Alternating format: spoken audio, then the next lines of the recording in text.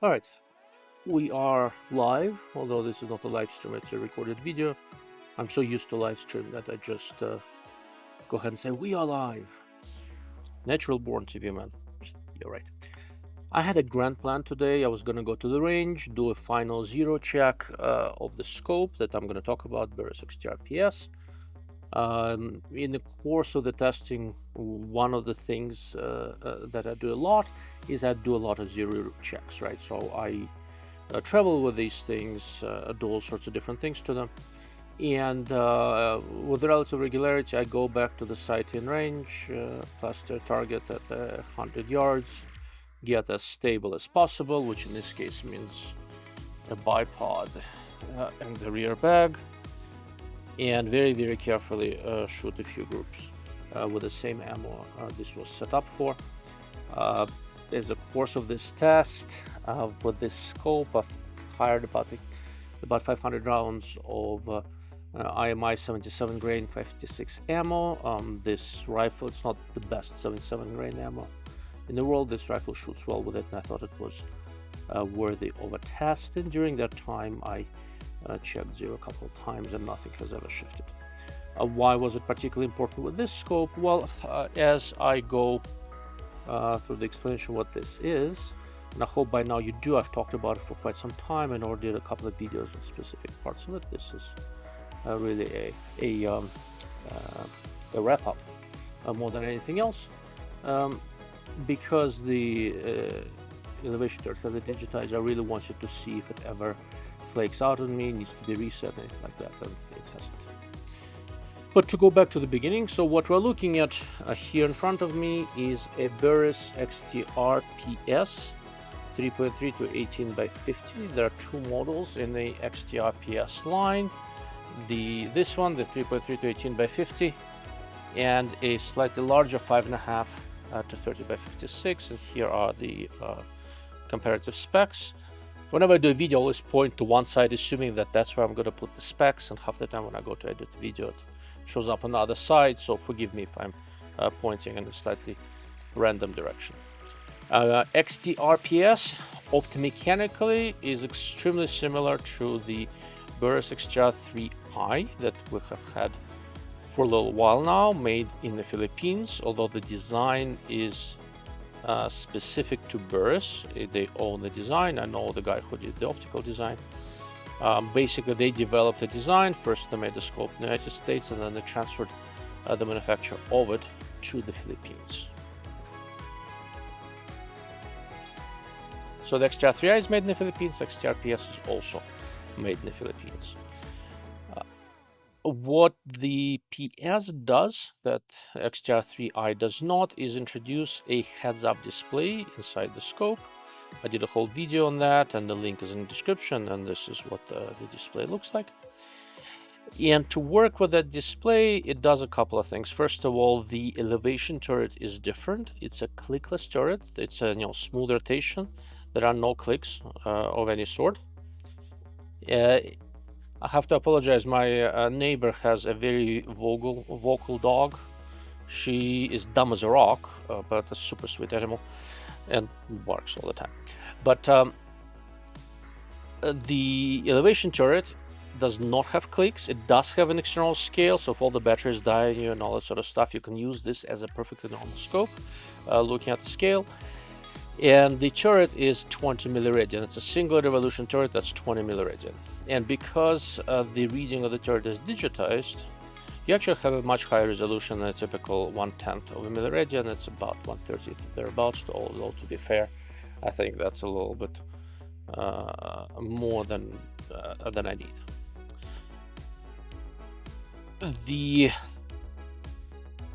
Stepping further back from this, in terms of pure optomechanical performance, we have some really nice scopes today. A lot of the advancements were not so much in making scopes better, although there have been some improvements there, but in trying to get better optical and mechanical quality for less money. And there has been a lot of advancements. For example, the $1,200 Burris XTR 3i, 15 years ago, we could not imagine you could get this level of performance for $1,200, $1,100, something like that. But given that we've sort of reached a little bit of a limit in terms of optical mechanical performance, the big question for quite a long time now has been, okay, everybody is going to be doing some sort of an electro-optical integration. It can be done in a variety of different ways. I can think of a few off the top of my head. If I can, that means other people can as well. There's nothing particularly unique there. Nobody knows what type of integration, what level of integration, what overall method is going to stick. One way to do electro-optical integration into riflescopes is to just go fully digital, like with digital CMOS or thermal scopes, stuff like that. And they actually, increasingly work very, very well. But one of the problems with those is that our battery technology has really not advanced all that much in the last several years. It's gotten a little bit better here and there, but it has not really made a cardinal shift. So if all goes well and any sort of a fully digital rifle scope that where you're not lugging a car battery with you, any sort of fully digital rifle scope with a normal size battery is going to last for a few hours. And once the batteries are dead, you are pretty much out of the water. That is arguably one of the biggest things that keeps fully digital rifle scopes from further market penetration. They're developing, they're getting better, they're coming. But until we have a fundamental order of magnitude shift in how we do batteries, it will not be all that mainstream, I don't think. Okay. One of the other ways of doing electro-optical integration is really what Burris is doing here, where you are maintaining a perfectly conventional, modern, high-quality optomechanical rifle scope and adding some electro-optical features to it. And in this case, it is this heads-up display that occupies a relatively small top portion of the field of view that you normally don't use for anything anyway. And what it allows you to do, it allows you to streamline your shooting process to a significant degree. What it does is that because it is connected to what you do with the turret, you can adjust your turret without ever looking at the turret while still looking through the rifle scope and see how much you have adjusted in the display. The display can show you adjustments in milliradians, or MOA if you get an MOA one. This is a milliradian scope. The scope can show you your adjustment in milliradians, or, and what is probably more important, it can show you how far I've adjusted in terms of distance, yards or meters. That implies that there is a ballistic calculator in the scope. That's not entirely true. The scope has the data generated by ballistic calculator, but not the calculator itself. The calculator lives in a cell phone. There is the Burris Connect app, and that has a full ballistic calculator, and you generate the data for a particular ballistic profile, for a particular cartridge. That data gets copied into the rifle scope as a huge three-dimensional lookup table, which still takes less space and energy than a full ballistic calculator. And that accomplishes a couple of things. One, it skirts around some of the governmental restrictions on rifle scopes with built-in ballistic calculators. Those are controlled by ITAR, while this is not. And another thing that it does, it also saves a little bit of battery, because you don't have to calculate quite so much. It's just basic memory banks with minimal processing happening. The only thing you really need to enter through the scope is the density altitude. What the Burris app does, it generates ballistic data for a range of density altitudes in 1,000 foot increments and loads it all into the scope. And then through a few buttons on the so there are buttons here on the side focus turret. Through these buttons you select the correct density altitude for where you are, and then when you dial, it knows how to correlate how much you've dialed with what distance this is for. It makes I didn't realize how much an improvement it makes until a week or so ago. I had a chance to together with a couple other people, to have two kids shoot at distance, a 10-year-old and a 12-year-old. Boy, was it easier to get them to shoot, and they were quite enthusiastic about it, when they could just keep looking through the scope, dial a particular distance, and engage. It makes a big difference. What else can you do with your heads-up display? It has a competition timer. For example, I like to shoot Narrow Hunter Narrow Hunter matches, and next year we'll probably shoot with the XTR PS, and I can program a 4-minute timer. That's the time for the stage, and always have that in front of me when I shoot.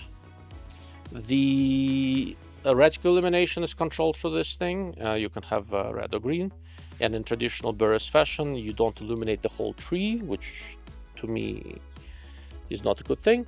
You only illuminate sort of the center T type shape, so on low light it works very nicely. And aside from that, the only thing you really do with the menus and with the buttons, you can select the brightness of the HUD. It has 5 different brightness levels. For a bright day, you want to go 5. In low light, you want to go 1. For low light, I probably would have wanted it to be a little bit dimmer, but it's not bad at all. For any sort of a dusk shooting conditions that I've experimented with on the lowest illumination level, it did not seem to be particularly distracting. Okay.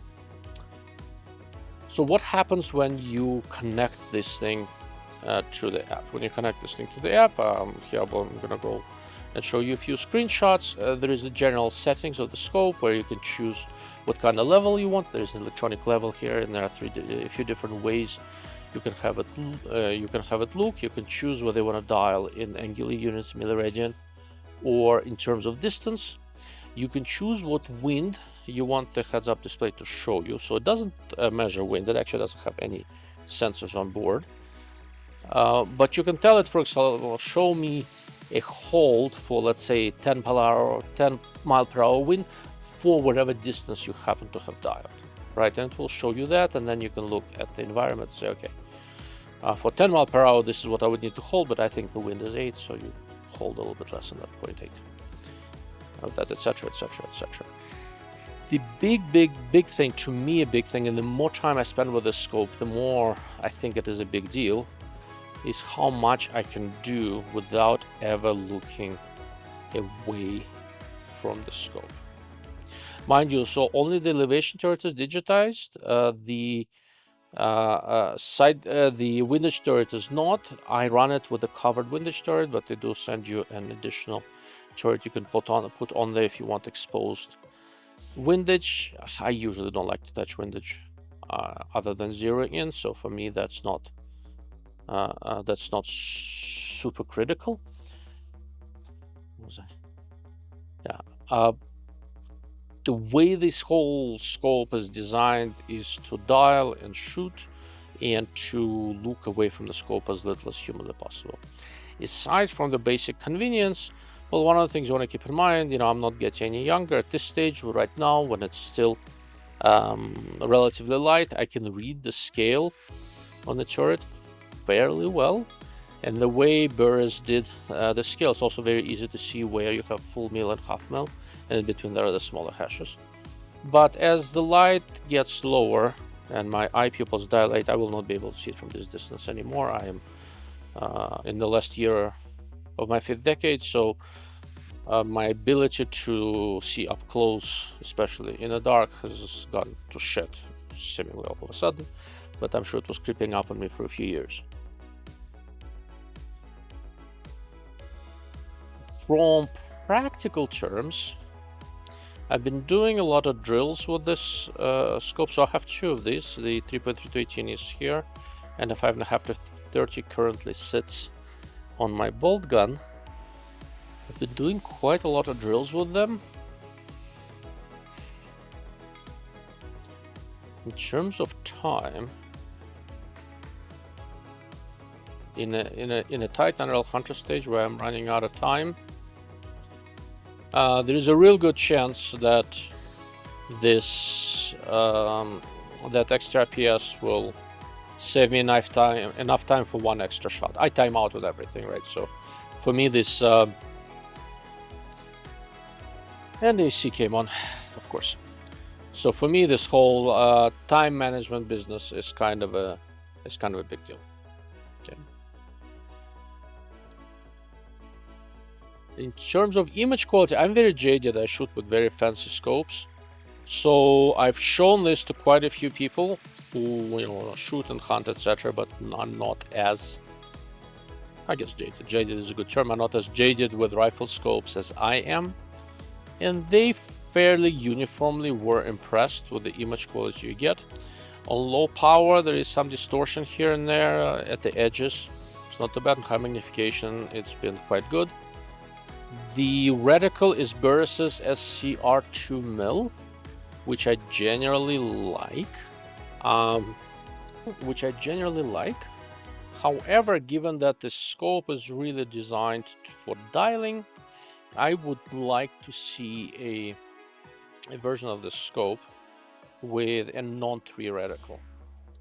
Maybe not necessarily the original SCR, but basically if you imagine SCR 2mm and just take out the tree, I think that would be probably the best competition reticle for the scope, and honestly not just for competition. In terms of the elevation and adjustment limits, so the maximum the 3.3 to 18 is capable of is about 35 milliradian of elevation, but because it is a single turn 20mm turret, the most you're going to have once everything is set up and your zero is set and all that, the most you're going to have is 20 milliradian. However, there is another 20 or so, I think, in a reticle. So if you really wanted to do ELR with this thing, you kind of can, but I think it's not necessarily set up for ELR. Then again, 20 milliradian is quite a lot of adjustments, so there are very few things you're going to do with the rifle and the scope where 20 milliradian is not enough. Price. As I mentioned earlier, the regular XTR 3i is $1,200 or so. This particular one, the smaller of the XTR PS, is about $2,000. The larger one is about $2,200. So your penalty for the built-in electro-optical stuff is $800 to $1,000 ballpark, and all the other penalty you have is weight. The regular XTR 3i is about 5 ounces lighter than the same configuration XTR PS.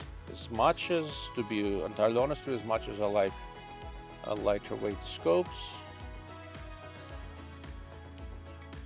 I think, based on my experience with these over the last few months, I think that heads-up display and digitized turret, built-in ballistic lookup, I think it is worth the extra weight and the extra cost. I'm trying to figure out a good way of saying this without sounding overly dramatic, but we live in a world of very, very sophisticated and very optimized rifle scope. I think what Burris has here with the XTR PS is a meaningful improvement on how we shoot.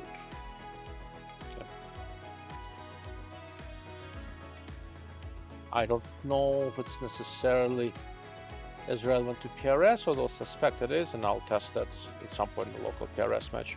But for non-distant targets, I think it does save you time and gets you some efficiency, simply because you have to look for targets, and once you found one, you never have to look away. It is, to me, it is sort of a big deal.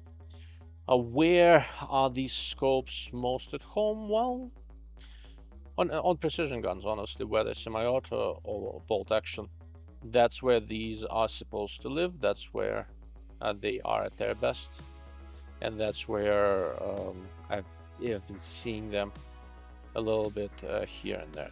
The scopes come with scope caps. They're perfectly regular Burris caps. Eventually, I'm probably going to replace them with something a little bit better. I tend to run them with the sunshade. So the scope actually goes to here. To pull off the sunshade, I need to pull off the scope cap. I can't rotate it off. The 5.5 to 30 model is about 2 inches longer, but only weighs, I think, 3 ounces more. So unless you have an application where you really need a lower power, the high magnification model is probably a little bit more suitable for competition. This rifle is going to be set up for my son to potentially shoot in the Burris Optics Team Challenge next year, and I think I'm going to pop the high magnification XTR PS on this rifle for him. This is a very accurate 18-inch barrel 556 built around the white oak armory barrel, and it works very nicely. As I popped out the scope on it, I'm gonna go through the setup again. I'll be honest with you, I've went through this setup twice with 2 different scopes, and it was so uneventful that I don't have anything to really report. The app kind of makes sense. You upload the settings for the scope and the ballistics separately. You can, there are 2 different upload buttons. The app allows for trajectory truing, meaning you get your chronograph, you measure velocity, you pop that into a ballistic calculator, load up the data, and you go shoot. And what I do once I get everything set up, I get a little mileage with it, I start taking it out, and I'm fortunate in that the range where I shoot, I can, it's a private range, so you have to have a membership, but that means that I can, if nobody is there, which is most of the time, I can set up paper as far away as I want.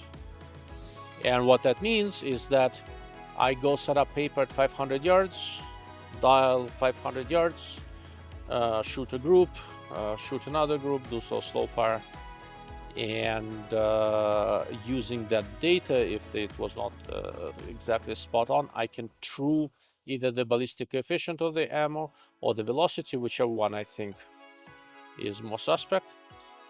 And once I do that, the dialed ballistics values on both of the scopes, I did this for 2 cartridges, have been absolutely spot on, or at least well within my ability to shoot.